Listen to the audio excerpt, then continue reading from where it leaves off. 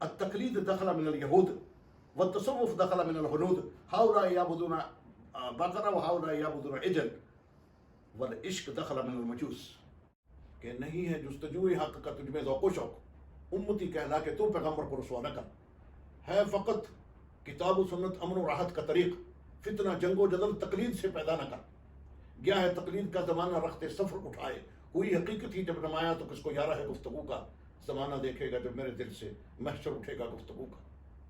اور ایک اور فارسی کا، اقبال نے سب سے زیادہ فارسی میں اشعار کہے ہیں، وہ کہتا ہے تو چے دانی عصر ماں با ماں چے کرت، تو کیا جانے ان مولویوں نے پیروں نے اماموں نے ہمیں کیا دیا، تو چے دانی عصر ماں با ماں چے کرد، میں تجھے بتاتا ہوں از جمال مصطفیٰ بگانا کرد، انہوں نے ہمیں محمد رسول اللہ صلی اللہ علیہ وسلم سے بگانا کر دیا، کہ نہ مومن ہے نہ مومن کی امیری، رہا صوفی گئی روشن ضمیری، نہ مومن ہے نہ مومن کی امیری، رہا صوفی گئی روشن ضمیری، خدا سے پھر وہی قلب و نظر مانگ، نہیں ملتی امیری بے فقیری۔ بسم اللہ الرحمن الرحیم۔ السلام علیکم ناظرین، اسلام ایک دین فطرت ہے۔ زندگی کا کوئی شعبہ ایسا نہیں جس کے متعلق اسلام نے ہماری رہنمائی نہ کی ہو۔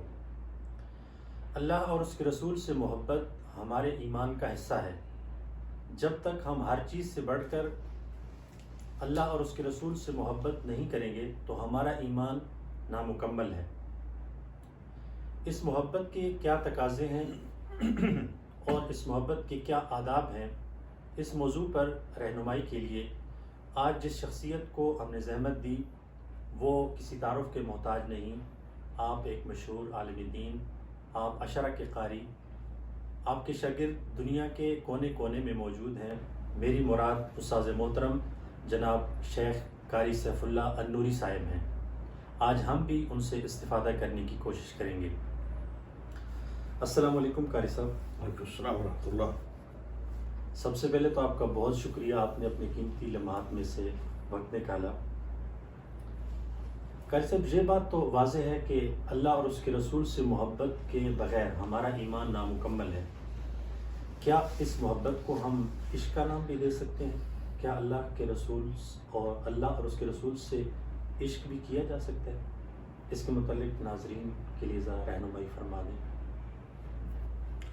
بسم اللہ الرحمن الرحیم، الحمد للہ رب العالمین، والصلاة والسلام علی رسولہ الکریم نبینا محمد وعلی آلہ وصحبہ اجمعین، وبعد۔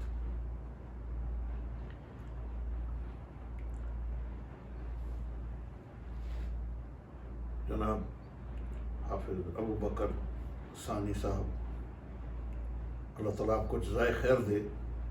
پہلی بات تو یہ ہے کہ دین اسلام جو ہے وہ امن، آشتی، محبت، پیار، ہم آہنگی، یگانگت کا نام ہے۔ دین پر چلنے سے ہی انسان دنیا میں امن قائم کر سکتا ہے، اور دین سے وابستہ ہونے سے ہی دنیا میں آشتی آ سکتی ہے۔ لیکن دین ہے کیا؟ بعض ڈاکٹروں نے، انجینئروں نے، مہندسوں نے اور بعض اہل علم بھی ہیں، انہوں نے اپنے اپنے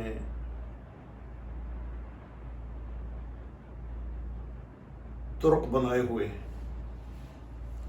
اور دین میں تعصب آ گیا ہے،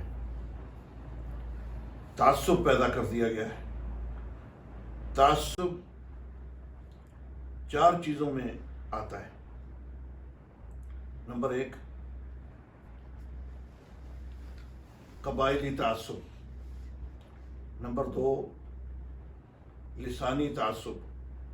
نمبر 3، لسانی تعصب، قبائلی، لسانی، علاقائی تعصب، اور نمبر 4، علمی تعصب۔ یہ جو علمی تعصب ہے یہ بہت خطرناک ہے۔ آپ نے جو سوال کیا کہ دین فطرت میں کیا ایک مسلمان کو، ایک مومن کو اللہ کے ساتھ جو محبت ہے، جو عقیدت ہے، اس کو عشق کا نام دیا جا سکتا ہے؟ ہرگز نہیں۔ اصل میں دین 3 چیزوں کا نام ہے۔ نمبر 1 عقیدہ صحیحہ۔ عقیدہ صحیحہ میں عبادات جس کو کہتے ہیں، عقیدہ صحیحہ میں بنیادی طور پر اللہ کی معرفت، اللہ کے ساتھ شرک نہ کیا جائے، توحید۔ عبادات میں سب سے بنیادی چیز جو ہے وہ توحید ہے، عقیدہ صحیح ہے۔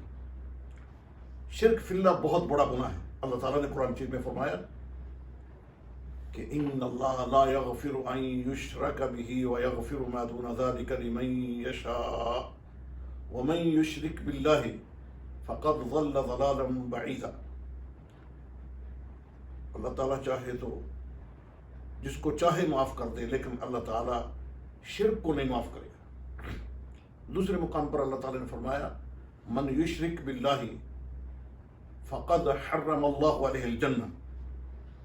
جس شخص نے اللہ کے ساتھ شرک کیا اس کے اوپر اللہ نے جنت کو حرام قرار دے دیا۔ ومأواہ النار، اس کا ٹھکانہ جہنم ہے۔ وما للظالمین من انصار، وہ جہنم میں جائے گا، ایسے ظالموں کا کوئی مددگار نہیں۔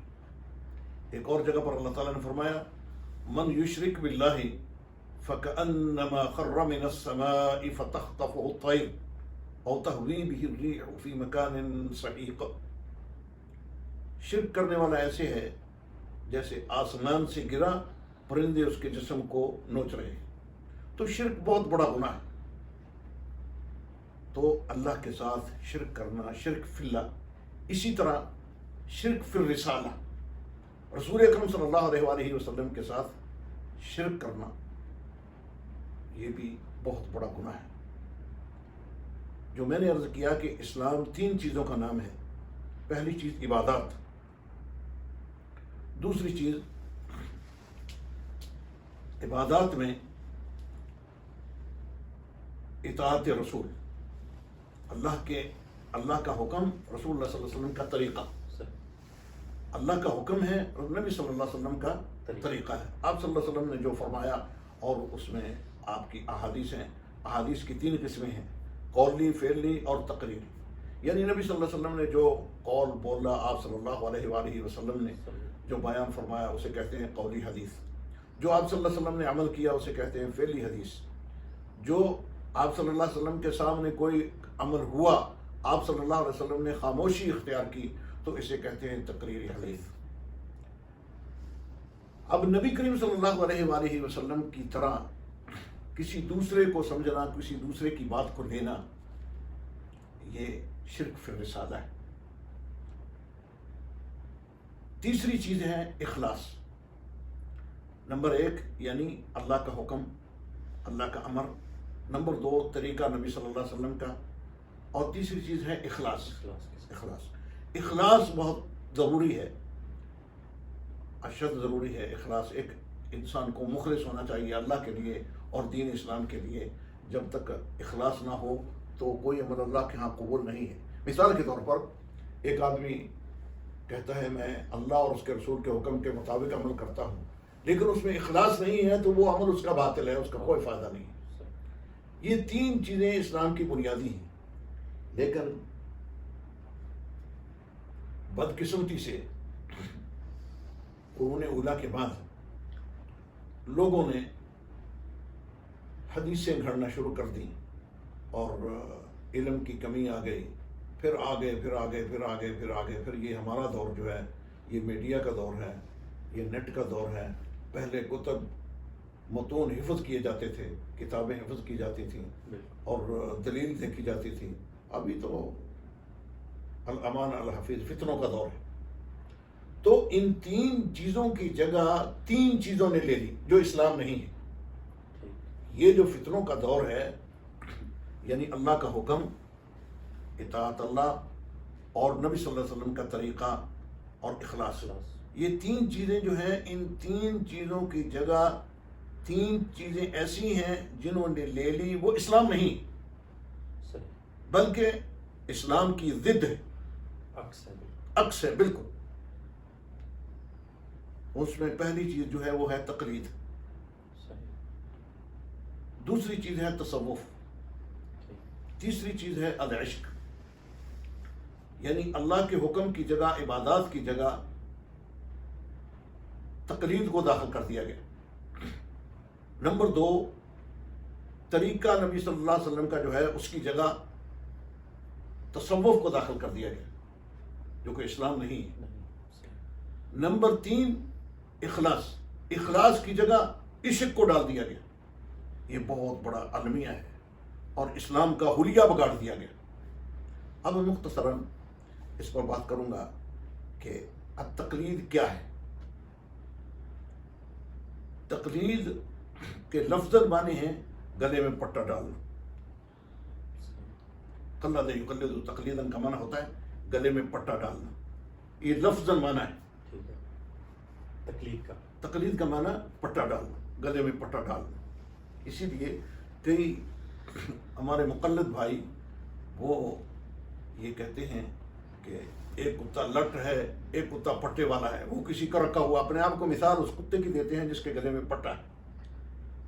تو لفظاً اس کا معنی ہے پٹا ڈالنا، تقلید کا معنی پٹا ڈالنا۔ اصطلاحاً اس کا معنی ہے کہ اپنے امام کی، مرشد کی بات کو بغیر دلیل کے لینا، اس سے دلیل نہیں طلب کرنا، جو کہہ دیا وہ جو کہہ دیا۔ اور فلسفی اور منطقی اس کا معنی یہ کرتے ہیں کہ اگر آپ کے امام کے خلاف کوئی قرآن کی آیت آ گئی، کوئی حدیث آ گئی، تو اس کی تعویل کرنا، یہ نہیں کہنا حدیث غلط ہے، یہ نہیں کہنا قرآن کی آیت غلط ہے، نہیں۔ ایک مقلد کے لیے ضروری ہے کہ وہ اس کی تعویل کرے گا۔ حدیث تو صحیح ہے، قرآن شریف کی آیت تو صحیح ہے، لیکن ہمارے امام نے یوں کہا، ہمارے امام نے یوں کہا۔ حدیث تو صحیح ہے لیکن ہمارے امام نے ایسے کہا، اس کے پاس حدیث آئی ہے یا نہیں ہے۔ اس طرح یہ حدیث تو صحیح ہے لیکن یہ 28 ہیں، تعویلات، 28 تعویل، 28 علتیں ہیں۔ علت کہتے ہیں وجہ، صحیح، یہ 28 ہیں۔ حدیث تو صحیح ہے لیکن ہمارے ایک بزرگ ہے، انہوں نے مشکاۃ شریف کی شرح لکھی ہے، وہ شرح میں لکھتے ہیں حدیث میں، یہ حدیث تو صحیح ہے لیکن ہمارے امام نے عربی میں لکھا، حدیث تو صحیح ولیکن نحن نقلد فلاں فلاں فلاں۔ تو مطلب یہ ہے کہ فلسفی اور منطقی اس کا معنی یہ کرتے ہیں کہ تقلید کا معنی ہے کہ مقلد کے لیے ضروری ہے کہ وہ تعویل کرے، اپنے امام کی بات کو سچا ثابت کرنے کے لیے، بھلے وہ قرآن اور حدیث کے خلاف ہو، اس کے اوپر جمے رہنا اور اس کو لوگوں کو قائل کرنا کہ ہمارے امام کی بات صحیح ہے۔ یہ بھی نہیں کہنا حدیث غلط ہے، یہ بھی نہیں کہنا قرآن کی آیت غلط ہے، نہیں، بلکہ وہ بھی صحیح ہیں لیکن میں امام کی بات کو مقدم رکھ دوں۔ توحید کی جگہ تقلید آ گئی۔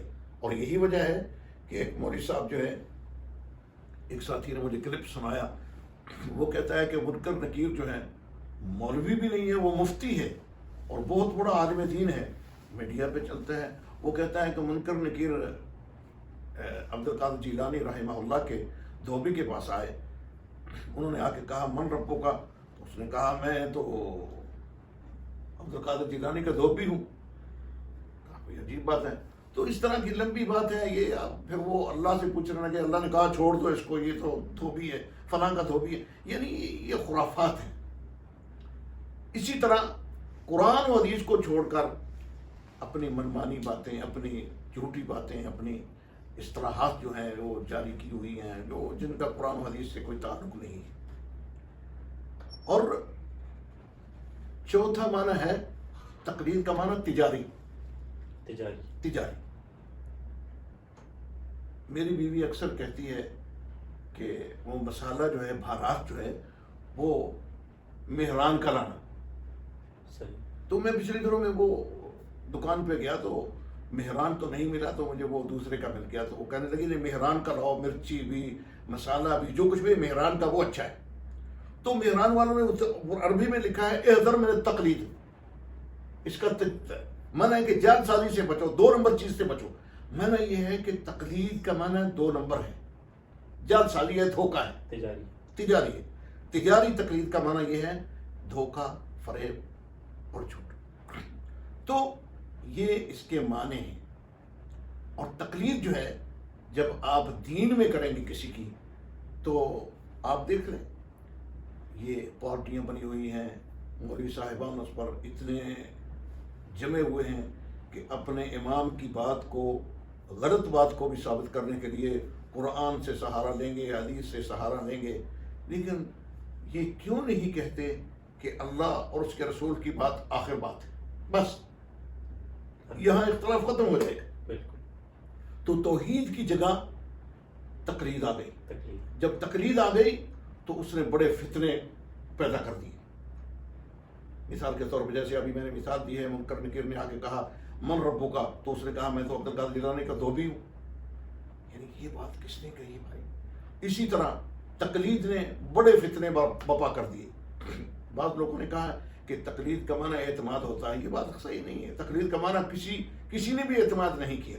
تقلید کا معنی لفظاً پٹا ڈالنا ہے، اصطلاحاً اپنے امام کی بات کو، قول کو بغیر دلیل کے لینا ہے، اور تقلید کا اصطلاحی معنی جو یہ ہے، اور فلسفی منطقی یہ کہتے ہیں کہ اپنے امام کی بات کو ثابت کرنے کے لیے تعویل کرنا، اور تعویلیں جو میں نے ابھی عرض کیا ہے کہ وہ 28 ہیں، حدیث تو صحیح ہے لیکن حدیث تو صحیح ہے لیکن یہ 28 ہیں، یہ بہت لمبی بات ہے، یہ بڑا المیہ ہے۔ اللہ تعالیٰ نے قرآن شریف میں 2 مثالیں بیان کی، ایک کتے کی بیان کی ہے، صحیح۔ ایک گدھے کی بیان کی ہے۔ یہ اللہ آپ کا بھلا کرے، دونوں مثالیں جو علماء کی ہیں، قرآن مجید کے اندر، قرآن مجید کے اندر دونوں مثالیں جو ہیں یہ اہل علم کی ہیں۔ بنی اسرائیل کے وہ عالم تھے جس کی مثال اللہ نے کہا ہے کہ مثل الذین حملوا التوراة ثم لم يحملوها كمثل الحمار يحمل اسفار۔ اس عالم کی مثال دی، گدھے کی مثال دی جو حاملین تورات تھے۔ اب آپ قرآن شریف سارے مسجد کے مدرسے کے قرآن شریف اکٹھے کر کے گدھے کے اوپر رکھ دیں گے تو اسے کوئی قاری صاحب تو نہیں کہے گا، گدھا تو گدھا ہے۔ اور گدھے کی مثال کیوں دی ہے؟ اس لیے کہ جتنے جانور ہیں وہ اپنی مادہ کے اوپر بہار کے وقت آتے ہیں، گدھا ریڑھی پہ جتا ہوا ہو تو وہ اپنی کسی مادہ کو لے کر بغیر اس کے اوپر چڑھ جاتا ہے اپنی خواہش سے، اس قدر وہ مغلوب ہوتا ہے۔ تو اللہ نے مثال دی ہے، اللہ نے چونکہ انسان کو پیدا کیا ہے اور اللہ بہتر جانتا ہے، اللہ تعالیٰ نے مثال دی ہے ان علماء کی، گدھے کی مثال دی ہے جو بدعملی کا شکار ہے، اس طرح کی تعبیرات کرتے ہیں اسلام۔ دوسری مثال اللہ تعالیٰ نے بیان کی ہے قرآن شریف میں کتے کی، سورہ اعراف میں اللہ تعالیٰ نے فرمایا وَاتْلُ عَلَيْهِمْ نَبَأَ الَّذِي آتَيْنَاهُ آيَاتِنَا فَانْسَلَخَ مِنْهَا فَأَتْبَعَهُ الشَّيْطَانُ فَكَانَ مِنَ الْغَاوِينَ۔ اللہ تعالیٰ نے فرمایا محمد صلی اللہ علیہ وسلم ان کو اس بندے کی مثال پڑھ کر سناؤ جس نے اپنی خواہش کی پیروی کی، اپنی خواہش کو بت بنا لیا۔ آگے فرمایا وَلَوْ شِئْنَا لَرَفَعْنَاهُ بِهَا، اگر ہم چاہتے تو اس کو بلند کر دیتے، وَلَكِنَّهُ أَخْلَدَ إِلَى الْأَرْضِ، لیکن وہ زمین کے ساتھ چمٹ گیا۔ معنی یہ ہے کہ حلال اور حرام کی اس نے تمیز ختم کر دی، وَاتَّبَعَ هَوَاهُ، اپنی خواہش کی پیروی۔ فَمَثَلُهُ كَمَثَلِ الْكَلْبِ، اس کی مثال کتے کی مثال ہے، ان تحمل علیہ یلحظ او تترکہ یلحظ، کتے کو چھیڑو تو بھی بھونکتا ہے، نہیں چھیڑو تو بھی بھونکتا ہے۔ ذَلِكَ مَثَلُ الْقَوْمِ الَّذِينَ كَذَّبُوا بِآيَاتِنَا، فرمایا یہ مثالیں ان لوگوں کی ہیں جنہوں نے ہماری آیتوں کو جھٹلایا۔ فَقْصُصِ الْقَصَصَ لَعَلَّهُمْ يَتَفَكَّرُونَ، یہ قصے پڑھ کر سناؤ اے محمد صلی اللہ علیہ وسلم تاکہ لوگ فکر کریں، سوچیں، غور کریں۔ تو توحید کی جگہ تقلید آ گئی۔ آگے فرمایا سَاءَ مَثَلًا الْقَوْمُ الَّذِينَ كَذَّبُوا بِآيَاتِنَا وَأَنفُسَهُمْ كَانُوا يَظْلِمُونَ، کتنی بری مثال ہے ان لوگوں کی جنہوں نے ہماری آیتوں کو جھٹلایا، انہوں نے کسی کا کچھ نہیں بگاڑا، اپنی جانوں پر ظلم کیا۔ تو اس بندے کا نام تھا بلعام ابن بعورہ، بنی اسرائیل کا بہت بڑا عالم تھا۔ اس کی اللہ نے یہ مثال بیان کی، کتے کی مثال کیوں بیان کی؟ بعض اہل علم نے کہا ہے کہ کتے کی اس لیے مثال بیان کی، کتا تو وفادار جانور ہے، 2 کتے ہیں، ایک کتا جو ہے وہ پیٹ بھر کے گوشت کھا کے دودھ پی کے لیٹا ہوا ہے اور ایک کتا بھوکا ہے. آپ بھوکے کتے کی طرف گوشت ایسے پھینکیں گے تو یہ پیٹ بھرا ہوا کتا جو ہے اس کے پیٹ میں جگہ ہی نہیں ہے, وہ اٹھ کے آئے گا, اس سے لڑائی کرے گا, اپنی خواہش سے اس قدر وہ مغلوب ہے. تو اس لیے اللہ تعالیٰ نے ایک عالم دین کی مثال بیان کی ہے جس کو اللہ نے کہا ہم نے اس کو علم دیا. وَاتْلُ عَلَيْهِمْ نَبَأَ الَّذِي آتَيْنَاهُ آیَاتِنَا, ہم نے اس کو اپنی آیتیں دی, ہم نے اس کو علم دیا. اس کی مثال کتے کی مثال تھی. تو اہل علم کو چاہیے کہ اس چیز پر غور کریں, اللہ آپ کا بھلا کرے. تقلید جو ہے اسلام میں نہیں ہے. یہ تو قرآن حدیث کی بات ہے. یہ ہمارا زمانہ جو ہے, اس زمانے میں اقبال مشرقی ہوئے ہیں. بہت سارے مولوی صاحب اس کی بڑی مثالیں دیتے ہیں تقلید کے بارے میں, بہت اس کے اشعار پڑھتے ہیں. لیکن اقبال کے دور ہیں. اقبال اپنے زمانے میں کبھی وہ مقلد تھا, کبھی صوفی تھا, کبھی وہ توحید والا تھا. تو اس نے فلسفی تھا, منطقی تھا. اس نے اقبال نے, علامہ اقبال مشرقی جو ہے, شیخ اقبال, اس نے جرمن میں پی ایچ ڈی کی اور وہیں وہ یہ پروفیسر لگا, وہیں پڑھاتا رہا. وہ کہتا ہے تقلید کے بارے میں کہ نہیں ہے جستجوی حق کا تجھ میں ذوق و شوق, امتی کہلا کہ تو پیغمبر کو رسوا نہ کر, ہے فقط کتاب و سنت امن و راحت کا طریق, فتنہ جنگ و جدل تقلید سے پیدا نہ کر. گیا ہے تقلید کا زمانہ رختے سفر اٹھائے, کوئی حقیقت ہی جب نمایا تو کس کو یارہ ہے گفتگو کا, زمانہ دیکھے گا جب میرے دل سے محشر اٹھے گا گفتگو کا. اور ایک اور فارسی کا, اقبال نے سب سے زیادہ فارسی میں اشعار کہے ہیں. وہ کہتا ہے تو چے دانی عصر ماں با ماں چے کرت, تو کیا جانے ان مولویوں نے, پیروں نے, اماموں نے ہمیں کیا دیا. تو چے دانی عصر ماں با ماں چے کرد, میں تجھے بتاتا ہوں از جمال مصطفیٰ بگانا کرد. انہوں نے ہمیں محمد رسول اللہ صلی اللہ علیہ وسلم سے بگانا کر دیا. تو تقلید اسلام میں نہیں ہے. اسلام میں اللہ کے حکم کی جگہ, عبادت کی جگہ, توحید کی جگہ تقلید نے لے لی. مختصراً تقلید اسلام میں نہیں ہے. تقلید ایک بہت بڑا فتنہ ہے. نمبر 2, التصوف, یعنی نبی کریم صلی اللہ علیہ وسلم کا طریقہ اور طریقے, نبی صلی اللہ علیہ وسلم کی سنت اور طریقے کی جگہ تصوف نے لے لی. تصوف کیا ہے؟ ہم نے جو استادوں سے تصوف پڑھا ہے, بلکہ ایک ادارے میں تو 4 سال تک تصوف پڑھایا جاتا ہے. صرف تصوف 4 سال تک پڑھایا جاتا ہے.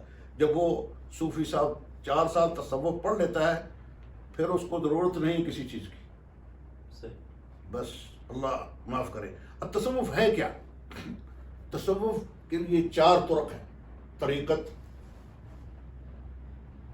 معرفت, شریعت اور حقیقت. یہ 4 طرق ہیں, 4 نام ہیں اس کے تصوف کے. اور اس میں اس کی سلم جو ہے, اس کی سیڑھیاں جو ہیں وہ 4 ہیں. نمبر 1, طریقت کیا ہے؟ فنا فی الشیخ. فنا مانا فدا, یعنی قربان ہو جانا. فنا فی الشیخ, جو شیخ ہے, تمہارا پیر ہے, مرشد ہے, اس کے لیے فنا ہو جانا.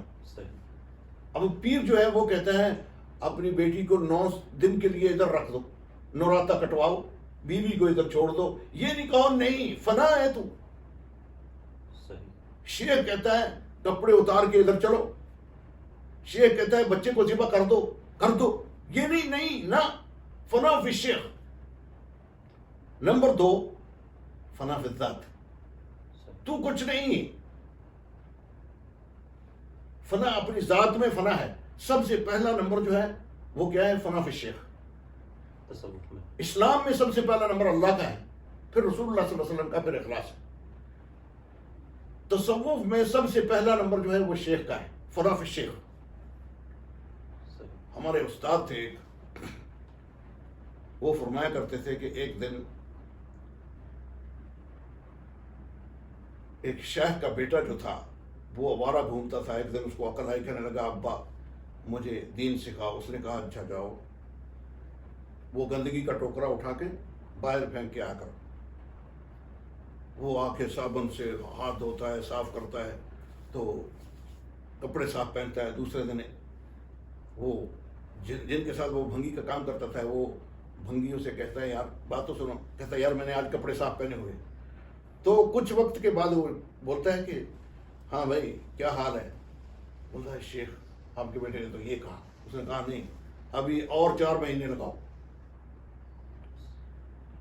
4 مہینے اور اس نے گندگی اٹھائی بھنگیوں کے ساتھ مل کر. پھر وہی کیفیت، پاک صاف ہوا تو پھر وہ بھنگی سے نفرت کرنے لگا.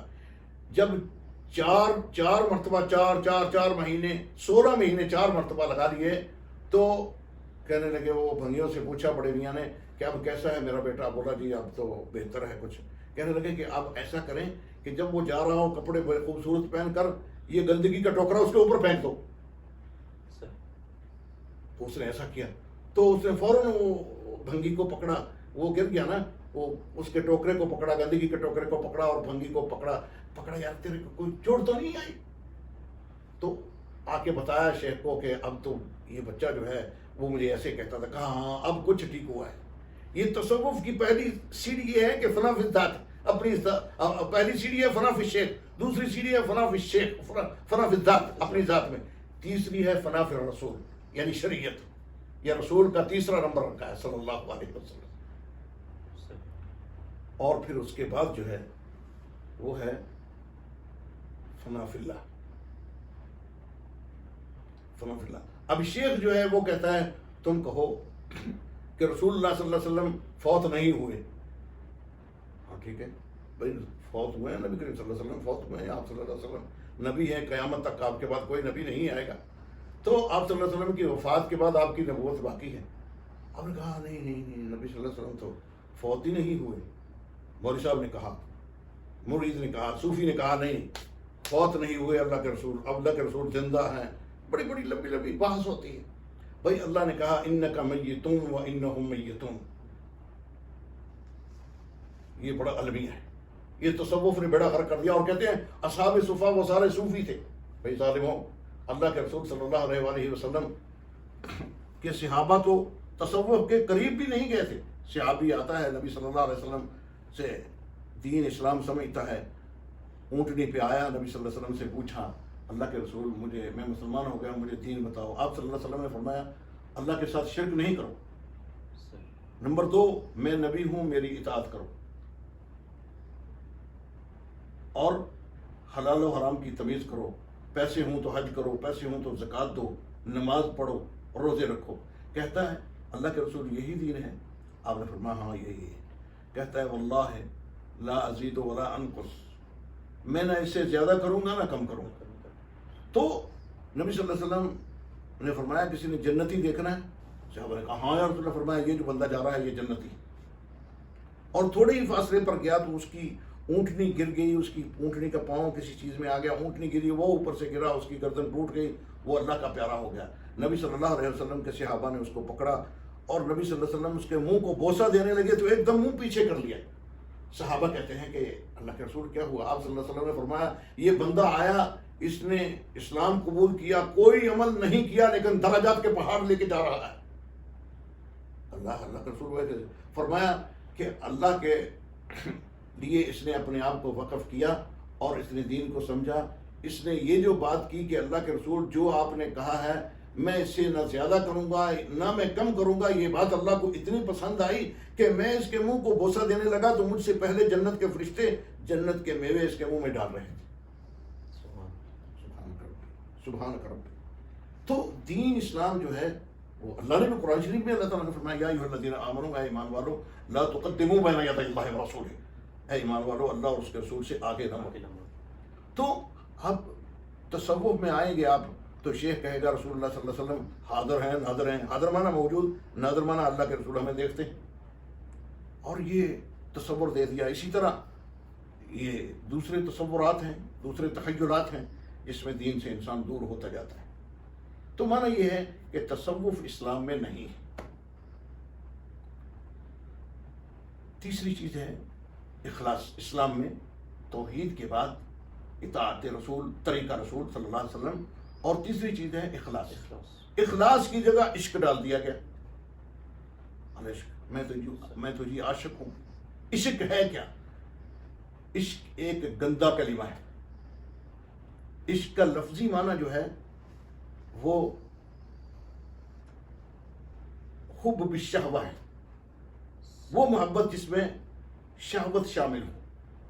ابن قیم رحمہ اللہ اور بعض اہل علم نے لکھا ہے کہ اطباء جو ہیں، حکیم جو ہے، وہ کہتے ہیں کہ عشق ایک مرض ہے، بیماری ہے. انسان کے اطباء لکھتے ہیں کہ انسان کے دل میں، جو دل ہے انسان کا سینے کے اندر، دل میں 3 نالیاں ہیں، 3 لئی ہیں. 2 پمپ کرتی ہیں پورے جسم کو، خون پہنچاتی ہیں، خون منتشر ہوتا ہے جسم کے اندر، اور ایک نالی سے واپس آتا ہے اور وہ دماغ سے ہو کر آتا ہے. اور دماغ کے اندر جو نالیاں ہیں وہ 300 سے زیادہ ہیں، 375 یا 365 یا ایسے نالیاں. جب انسان کو عشق کا مرض لگ جاتا ہے تو وہ دماغ کی نالیاں ڈیمیج ہو جاتی ہیں. عشق والے مرض سے وہ دماغ کی نالیاں ڈیمیج ہو جاتی ہیں، دماغ کام نہیں کرتا، اور دماغ کا تعلق شہوت کے ساتھ ہے. اور پھر انسان میں شہوت صرف رہ جاتی ہے، دماغ تو کام نہیں کرتا. اور پھر یہی وجہ ہے کہ عشق میں وہ انسان کو صرف شہوت کا خیال ہوتا ہے، دماغ سے نہیں سوچتا، وہ شہوت سے سوچتا ہے. بہت سارے ایسے لوگ آپ نے دیکھے ہوں گے کہ وہ اپنے محبوب کے ساتھ، بلکہ عربی میں، عربی پڑھیں گے، عربی کے اشعار جو ہیں وہ عجیب و غریب ہیں. ذکرتک والخط یخطر بیننا وقد نهدت منا المثقفة الصور فوالله ما ادري واني لصادق اداء اراني من حبابك عن سحر فان كان سحرا فاعذرني على الهوي وان كان داعا غيره فلك العذر. یعنی شاعر جو ہے، عاشق جو ہے، وہ پہاڑ پہ بیٹھا ہوا تصورات میں وہ ایسے کہہ رہا ہے کہ میرا محبوب تو ایسی ہے جیسے میرے سامنے کھڑا ہے، اور ہے کچھ بھی نہیں، تخیلات ہیں. تو عاشق جو ہوتا ہے وہ مریض ہوتا ہے، بیمار ہوتا ہے. اور یہی وجہ ہے کہ بعض لوگ اپنے سینے سے خون نکال کے اس خون سے خط لکھتے ہیں اپنی محبوبہ کو، یا محبوبہ اپنے محبوب کو. تو یہ عشق کی تکمیل جو ہے وہ شہوت کے ساتھ ہوتی ہے، اور اس کا اسلام سے کوئی تعلق نہیں. یہی وجہ ہے کہ بعض جوہرا کہتے ہیں میں تو نبی کا عاشق ہوں، میں تو فلاں کا عاشق ہوں. بھئی تو اپنی ماں کا عاشق کیوں نہیں ہے؟ اپنی بہن بیٹی کا عاشق کیوں نہیں ہے؟ نبی صلی اللہ علیہ وسلم کو عشق کے لیے رکھ لیا ہے. اللہ تعالیٰ نے قرآن شریف میں قصہ بیان کیا ہے امراۃ العزیز کا، جسے زلیخا کہتے ہیں. زلیخا اور یوسف علیہ السلام کا قصہ ہے. وہ قصہ لمبا ہے، پوری سورہ یوسف ہے. اس کو آپ کہہ سکتے ہیں کہ یہ عشق تھا. اور بعض لوگوں نے یہ انہوں نے فلم بنائی ہے، اس میں یوسف علیہ السلام بنایا ہوا ہے، اس کے بھائی، اس کا باپ یعقوب علیہ السلام بھی بنایا ہوا ہے. اور لیکن اس میں یہ ہے کہ وہ کہتے ہیں کہ یہ عشق سچا ہے، یہ عشق ہے. حالانکہ وہاں اللہ تعالیٰ نے قرآن شریف میں اس قصے کو عشق نہیں کہا، وہاں بھی کہا فقد شغفها حبا. وہاں عشق کا کلمہ استعمال نہیں کیا کیونکہ یہ گندا کلمہ ہے. عشق اللہ کے لیے نہیں ہے، اللہ رسول کے لیے نہیں ہے، یہ پاگلوں کے لیے ہے. پنجابی زبان کو آپ دیکھ لیں، وہ کہتا ہے، پنجابی کو وہ کہتا ہے کہ عاشق مر گیا تو پہ گوری چھاں کر دے. یہ گوری کی چھاں کیا کہے، سایہ گوری کا سایہ کیا کرے. اسی طرح غالب نے کہا ہے عشق نے نکما کر دیا غالب، ورنہ ہم بھی آدمی تھے کام کے. یعنی معنی یہ ہے کہ غالب جیسا دانشور شاعر بھی کہتا ہے کہ عاشق جب آدمی ہو جاتا ہے تو نکما ہوتا ہے. اور دانش نے کہا ہے کہ کہتے ہیں جسے عشق خلل ہے دماغ کا، دماغ خراب ہو جائے تو عاشق ہوتا ہے. تو ایک اور ہے، وہ کہتا ہے کہ شاعر کہتا ہے کہ یہ جو شمع جل رہی ہے اس کے اوپر آ کے جو پروانے ہیں اس کے اوپر آ کے چھلانگ لگاتے ہیں. شمع کے اوپر جب چھلانگ لگاتے ہیں تو مر جاتے ہیں، مرتے نہیں تو کم از کم پر تو ان کے جل ہی جاتے ہیں.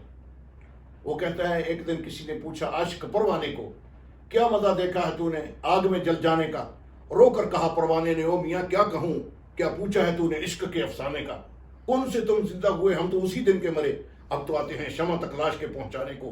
ہے مشقت عاشقوں کو یار کے دیدار سے، لوگ کرتے ہیں مشقت پینے کو نہ یہ کھانے کو. تو عشق اسلام میں نہیں ہے. عشق جو ہے یہ گندا کلمہ ہے، یہ بازاری کلمہ ہے. اللہ اور اس کے رسول صلی اللہ علیہ وسلم نے اس کو استعمال نہیں کیا.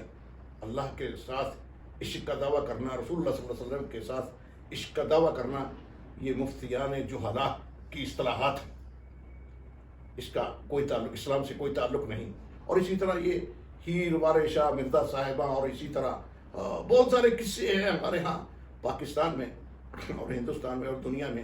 یہ عشق کے بہت بڑے ناول ہیں, یہ آپ پڑھ لیں دیکھ لیں. ابھی تو نٹ کی دنیا ہے, عشق نے برباد کر دیا لڑکے اور لڑکیوں کو, برباد کر دیا. اور جھوٹے ہیں, عشق میں بھی جھوٹے ہیں, وہ بھی صرف لوڈ کروانے کے لیے عشق کرتے ہیں, لوڈ کروا لڑکیاں لوڈ کرواتی ہیں بس عشق. تو معنی یہ ہے کہ اخلاص کی جگہ عشق آ گیا, عشق اسلام میں نہیں ہے. اقبال نے بھی کہا ہے کہ نہ مومن ہے نہ مومن کی امیری, رہا صوفی گئی روشن ضمیری. نہ مومن ہے نہ مومن کی امیری, رہا صوفی گئی روشن ضمیری. خدا سے پھر وہی قلب و نظر مانگ, نہیں ملتی امیری بے فقیری. تو معنی یہ ہے کہ اخلاص کی جگہ عشق نے لے لی, اور اخلاص اصل چیز ہے. اور جب انسان مخلص ہوتا ہے تو دین کو پا لیتا ہے. تو بھائی یہ تین چیزیں جو ہیں, تین چیزوں کی جگہ آ گئی ہیں, توحید اور طریقہ رسول اللہ صلی اللہ علیہ وسلم اور اسی طرح اخلاص. یہ تین چیزیں اصل اسلام ہیں. ان تین چیزوں کی جگہ تین چیزوں نے لے لی. نمبر 1 تقلید, نمبر 2 تصوف, نمبر 2 تصوف, نمبر 3 عشق. یہ تینوں چیزیں اسلام میں. یہ تھوڑے دن پہلے ایک لڑکے نے لڑکے سے شادی کی. اس سے پوچھا بھی کیوں کی ہے تم نے لڑکے سے شادی؟ کہتا ہم عاشق ہیں ایک دوسرے کے. لڑکی نے لڑکی سے شادی کی, وہ بولتے ہیں ہمیں عشق. یہ عشق کا نتیجہ ہے. اور اسی طرح کوئی کہتا ہے میں اللہ کا عاشق ہوں, میں رسول اللہ صلی اللہ علیہ وسلم. ابھی کئی لوگ ایسے ہیں, ایک کتاب پہ لکھا ہے, میں اس کتاب کا نام نہیں لینا چاہتا, وہ ایک فرقے کی کتاب ہے. آپ کہیں گے کہ یہ فرقوں پر تنقید کرتا ہے. اس نے کہا کہ صوفی کیا ہے؟ انہوں نے کہا تو صوفی کا جو سب سے اونچا درجہ ہے وہ ان اللہ ہے. صوفی کہتا ہے میں اللہ ہوں. سب سے درجہ نیچا کیا ہے؟ وہ کہتا ہے میں پاکانہ ہوں, میں نجاست ہوں. کہتا وہ کیسے؟ پوچھا صوفی سے, پوچھا بھئی تو حلوہ کھائے گا؟ اس نے کہا ہاں میں حلوہ کھاؤں گا, کتاب کے اندر لکھا ہوا ہے. کہا ہاں میں حلوہ کھاؤں گا. اس نے مٹھائی دی, بسم اللہ پڑھ کے اس نے کھا لی. اس نے کہا وہ پخانہ پڑا ہے وہ کھاؤ. اس نے فوراً اپنی حیت کو بدلا, وہ خنزیر بن گیا. اس نے حلوہ اس نے وہ پخانہ کھا لیا, نجاست کھا لی. یہ تصوف ہے. تو بھائی اللہ اس سے بچائے. یہ تصوف کی جتنی بھی چیزیں ہیں, یہ تکفیر جو ہے, یہ دہشت گردی جو ہے, یہ تکفیر اور تفجیر, یہ دہشت گردی, یہ جتنی چیزیں ہیں, گستاخی, بے ادبی, جتنی بھی چیزیں ہیں, یہ تقلید و تصوف اور عشق سے نکلی. جب آپ اللہ اور اس کے رسول کی بات کو لیں گے تو انشاءاللہ ان ساری چیزوں سے بچ جائیں گے. اللہ تعالی ہمیں سمجھنے کی توفیق دے. اصل میں التقلید دخل من الیہود والتصوف دخل من الہنود. ہؤلاء یعبدون بقرہ وہؤلاء یعبدون عجل والعشق دخل من المجوس. اب اس زمانے میں, ہمارے زمانے میں, یہود و ہنود اور مجوس مل کر اسلام کا حلیہ بگاڑ رہے ہیں اور برباد کر رہے ہیں مسلمانوں کو. اللہ تعالیٰ ان کے شر سے ہمیں بچائے اور قرآن و سنت کے ساتھ وابستہ ہو کر اپنے دنیا اور آخرت سنوارنے کی توفیق کی نعمت سے نوازے. وما علینا الا البلاغ المبین. جزاک اللہ خیر. ناظرین, ان موضوعات کو انشاءاللہ اگلی نشستوں میں ہم آگے بڑھائیں گے. اور اس موضوع کے متعلق, اس گفتگو کے متعلق اگر آپ کا کوئی سوال ہو تو کومنٹ سیکشن کھلا ہے, آپ سوال کر سکتے ہیں. اگلی نشستوں میں انشاءاللہ اس کا جواب دیا جائے گا. جزاکم اللہ خیر. والسلام علیکم ورحمۃ اللہ وبرکاتہ.